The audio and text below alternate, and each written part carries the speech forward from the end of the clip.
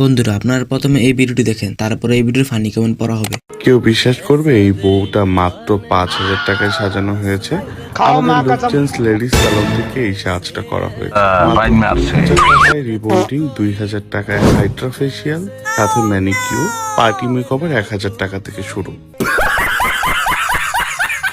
तो चलिए शुरू करते हैं। আফসোস, মুখের দিকে কেউ তাকাইলো না। এই কথা যদি আরেকবার তুমি মুখে আনো না, তোমার ওই মুখে আমি ঝামা ঘষা। আমি মেয়ে হয়েও একবার মুখের দিকে তাকাই নাই। কিরে, চোখ কোন দিকে? ये सब क्या देखना पड़ रहा है?